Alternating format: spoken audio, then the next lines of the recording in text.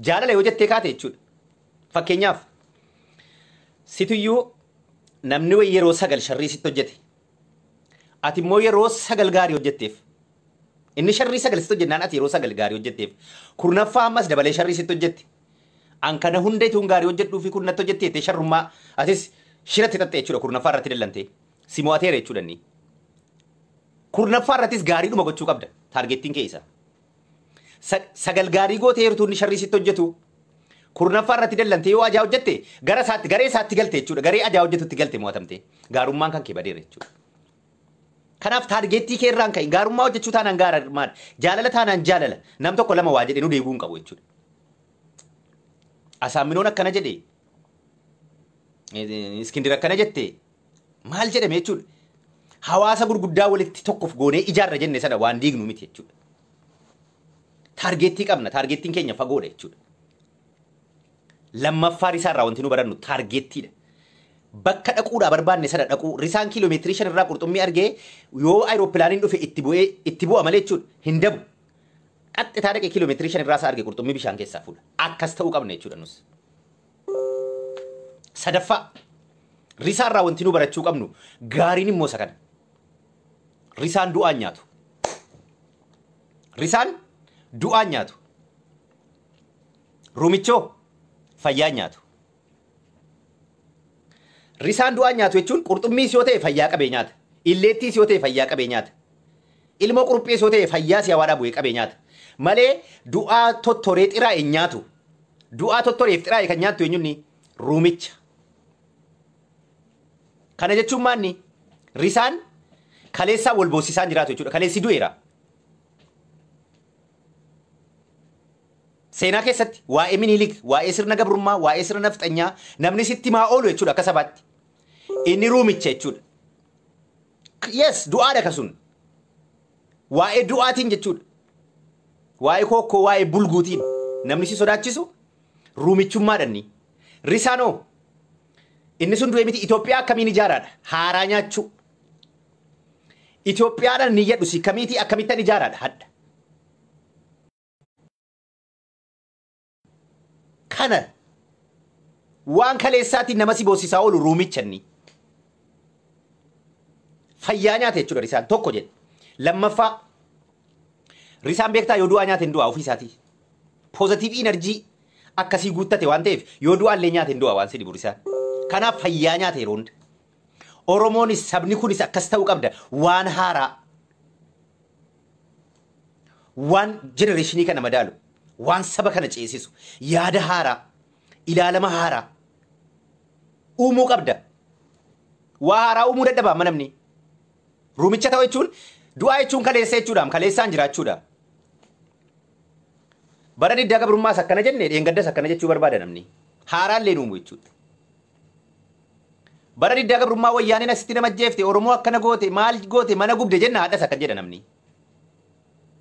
Bicuusillee istaayiliin itti qabsa'amu ni kana biyyitti qabsa'amuuf kallattii wayyaaneetti itti qabsoofnu illee geeddaranne danda'e. Isuma bara 1983 sanattiyyuu haadhas tarsiimoodhuma sanaan qabsa'amaa biyyittis. No, ruumichummaadha kun. Du'aadha ka tarsiimoon sun. Tarsiimoon illee haaraa ta'uu qaba. Dhugaan isa kana jechuudha. Risaa ta'uu qabda waan haaraa.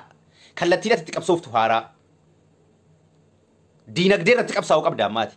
Haaraan isa. Haaraan isa. Akka sabaatti biyya hoogganteetti yoo nama dhuunfaatii fi paartii wayii aangootti baasuu barbaadde malee sabni akka sabaatti Itoophiyaa bulchuu akka danda'u agarsiisaa jira. Because qeerroon kumni 5 dhumee Oromoo waggaa 150 qabsaa'eeti kan 4 kiiloo gali. Filannoof ta'anii irratti yoo barbaadde paartii biraa filadhu. Isarratti rakkoon qabu. Paartii barbaadde filadhu. Hamma saba waan sabni qabsaa'ee achi galfateet achi jira jechuudha. Kanaaf ruumichoo risaan haaraa nyaata waan ta'eef lubbuudhaan qabee nyaata waan ta'eef risaan akka bineensi wal horu du'aa godha. Risaan. Because yoo qurxummii wal horee fayyaa argate nyaata. Yoo illeettii wal horte fayyaa argate nyaata. Akka wal horu, akka baay'atu, akka nagaan bu'u, akkas barbaada risaan. Ruumichoo akka balaan bu'u, akka waadu, du'aa nyaatti kasiin. Argitanii? Akka balaan wayii ka'u, akka namni wal nyaatu, akka namni wal ajjeesu. du'aa goote ruumichi immoo maaliif kana gooti yoo du'aan hin jiraanne isiin nyaatan qabdu jechuudha. Aktiivistoonni Oromoon hedduun jira amma ruumicha isa joffeessa guddaa jechuudha.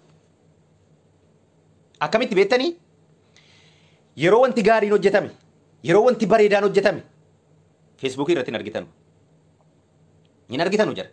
Yeroo wanti gaggaariin eebbifamu faabrikaa haa ta'u wanti saba kana fayyadu wanti gaariin haa ta'u hin argitanu Facebook irratti. Gaafa waadu argitan kaa Facebook irratti hashaqanii ruumichi dhufe kaa du'aan yoo jiraate jiraanni bakka du'aan jiru ruumichi jira waan ta'eef dhufe kaa ruumichichi qaxxeedhe hojii isaati kan du'aa nyaachuun. Yoo du'aan hin jirre gabaan qaban waan ta'eef jechuudha. Ruumichi yoo du'aan hin jirre waa tokko waan hojjettu hin qabdu addunyaa kana irratti. Waan nyaattus hin qabdu. Fayyaa akka bineensaa adamsitee nyaachuu hin dandeessu yoo waa du'e malee. Kanaaf du'aa goote jechuudha akka waa du'u. Ruumichi yoo waa du'e malee nyaattu waan ta'eef jechuudha. Mee ilaalaasin nashaaxaa dhufa yeroo namni du'e namni amala ruumichaa qabu. Nashaaxaa isaa dhufa. Hishqiin isaa dhufe sila isa Facebook irraa badee dhufe kaa Facebook irratti du'e bakka akkanatti ajjeefame mirgisa sarbame mirgisa qawxii yeroo nagaan jiru hin ta'u isaa.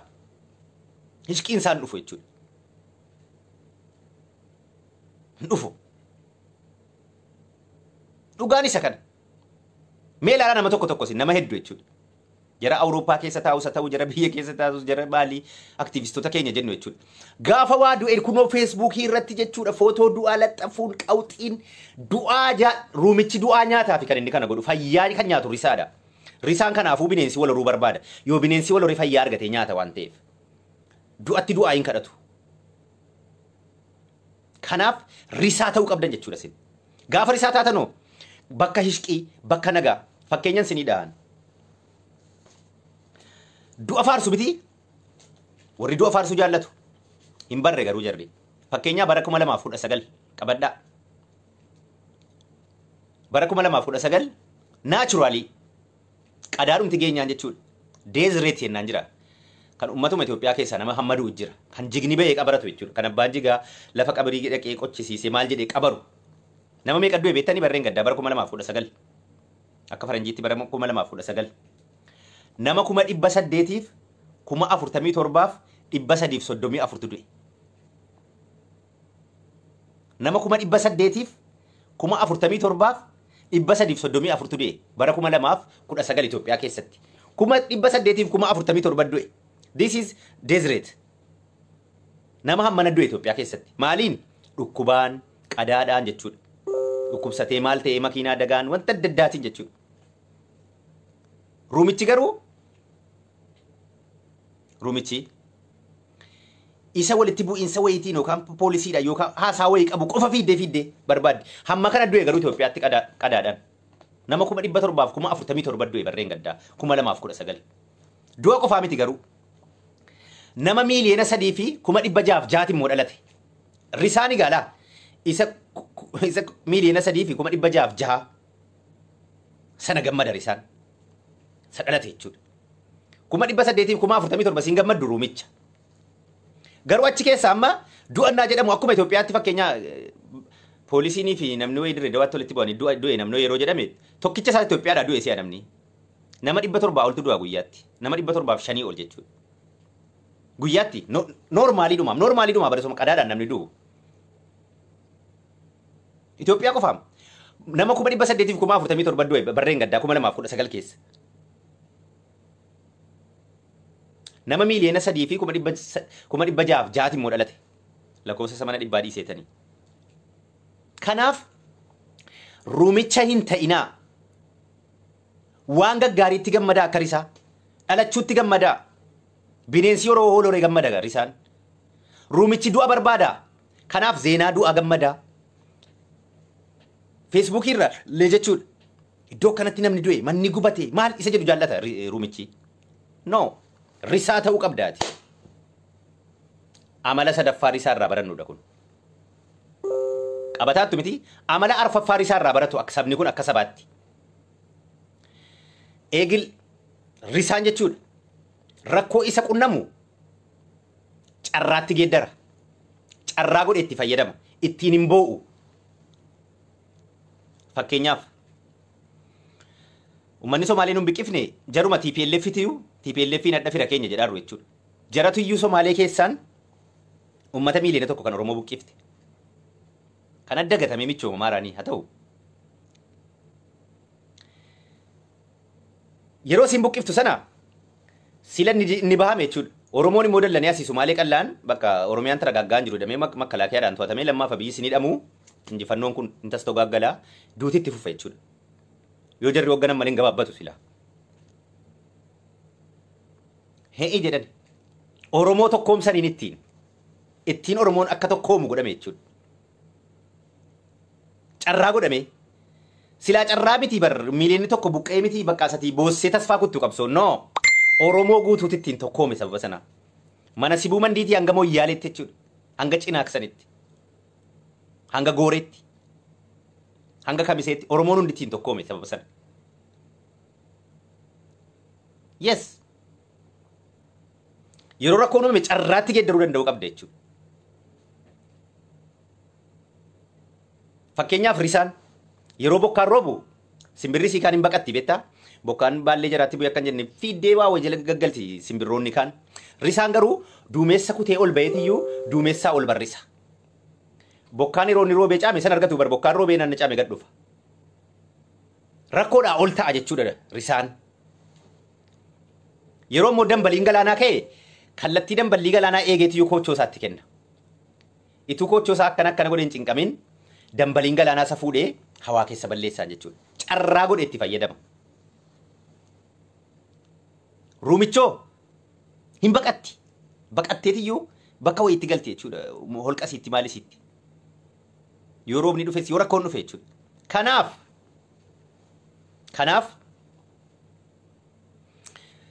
rakkoo isin qunnamu hunda carraa godhaatti fayyadamaa. Ittiin boo'uudhaaf miti jechuudha. Rakkoon hin dhalatamu hin dhalatu Afrikaa keessatti yeroo kamuu hin dhalata. Rakkoon sun akka irra deebi'ee hin dhalanneef gara fuuldureetti furmaata ittiin hojjedhu rakkoo uumame sanaan. Afrikaa keessatti rakkoo yeroo kamuu hin dhalata. Sadarkaa guddina hawaasummaa keenyaatiif diinagdee keenyaa siyaasa keenyaatu guddina kan qabu waan ta'eef kun dhalata jechuudha. Kanaaf yeroo rakkoon uumamu akka risaa carraatti geeddari. Naannoo Buunoo Beddelleetti naannoo Mattuutti Amaaraaf Oromoo walitti buusuudha gaafa jarri akkas godhanu. Oromoon inni kaan immoo uummata Amaaraa mana ofii bulfatee qalee nyaachise jechuudha.